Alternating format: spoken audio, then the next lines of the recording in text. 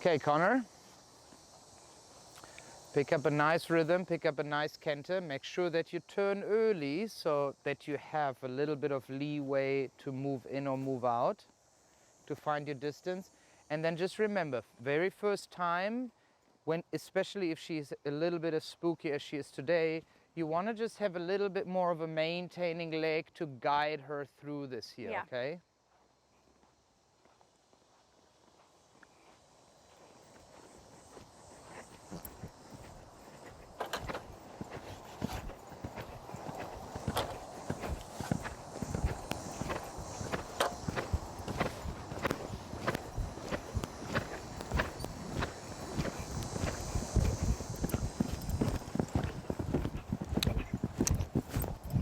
Nicely done. Girl. Good girl.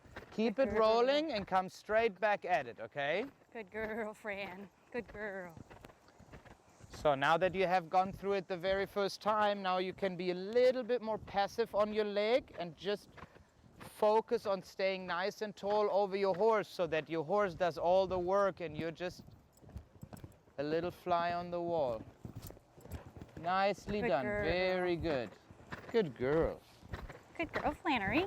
I know. Okay, let her have a little breather, and I'm going to start bringing in a little bit Oh, you're of okay. the V-poles here. And oh. Oh. Good girl. That was brave. Good girl. There you go. So I really like the way she's like, so she's always very aware of where stuff is in her way. Yeah. So she's smart about that. Still here, I would like her to rock back a little bit more. And I kind of left this distance here a little bit shorter on the last one, kind of to force her to back off that oxer a little bit more and really sit on her hind end. Okay. It's going to be easier when we ride a course because then she has a little bit more room. Yeah. But right now I just want to learn to really move that shoulder out of the way and actually bring the withers up. Okay? Then come through that exercise one more time now that the V-poles are already in play. Just gonna funnel her a little bit into the middle of the jump. And with the V-pole, try to help her bring that shoulder up a little bit more. So what you want to do is on the last cavaletti, already be really tall, keep your chin up, and look at the top of the trees. Good girl. Keep rolling. Good And girl. come one more time. Good girl. And just remember, you use a little bit of your leg if you need to push her a little bit more straight, okay?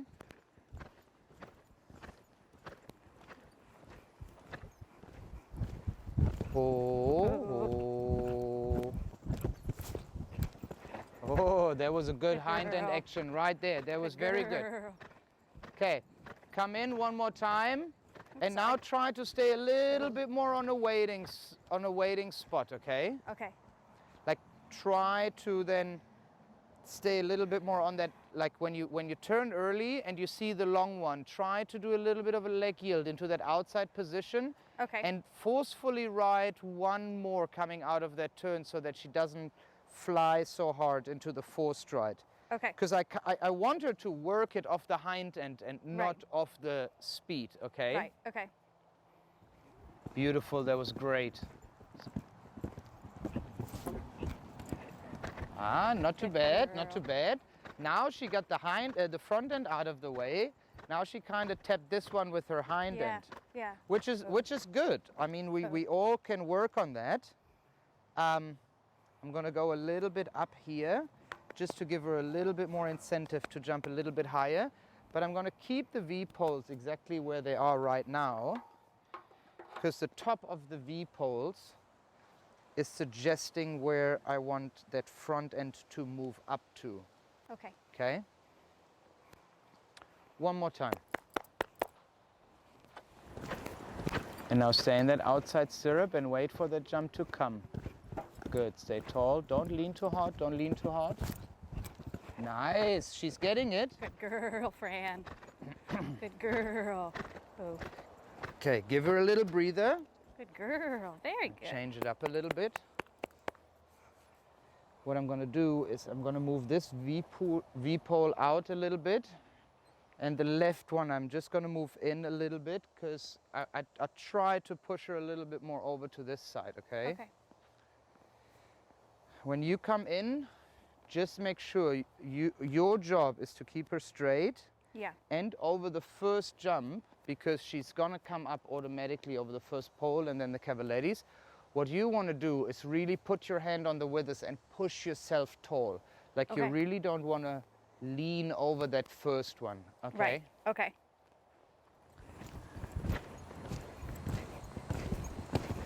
Oh, oh. Ah, not too bad. Little bit rushy in between here. So there's where I put that left leg on and she got a little rushy. Yeah, she needs to know the difference between lateral leg I know, yeah, and or going forward. Forward leg. Yeah. But that's the exact moment that I put the left leg on. Yeah.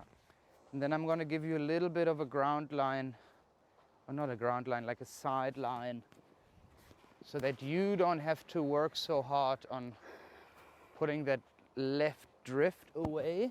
And we're trying to force her a little bit more to stay in the middle right here. Must stay straight.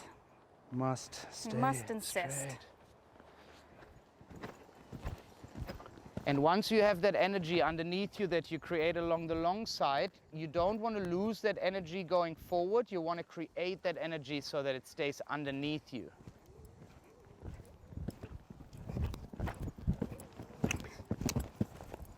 Nicely done. Thank you. Good girl.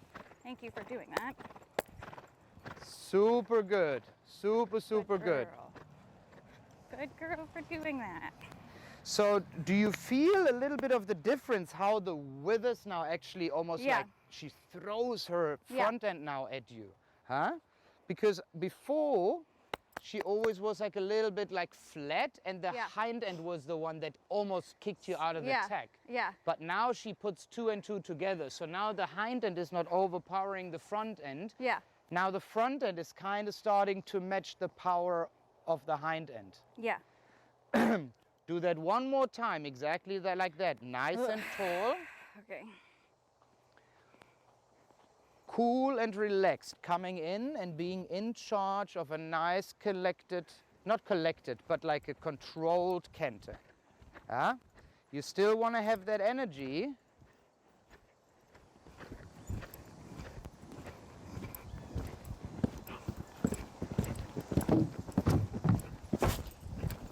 Good girl. Okay, she was a little bit bumpy through the exercise as well, so just keep cantering and come one more time, okay?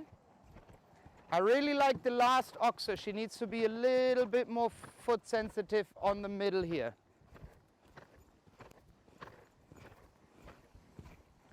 Keep your hand on, keep your hand on, keep your hand on. Good. Maybe Good recovery right there. Oh. Maybe cut that part out.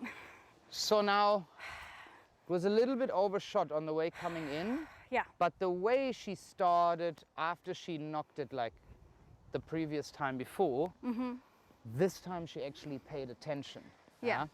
And on top of that, on the other side, she doesn't fire you out of the tack with that hind end anymore because the front end is so flat. Now the front end is coming up and it kind of feels like the jump now fits together. 100%, yeah. Before then it felt like the front end was going this way and then the hind end was like just doing a cartwheel. And then she's hanging in the air. She hang in the air, yeah. Now it's a fluent motion.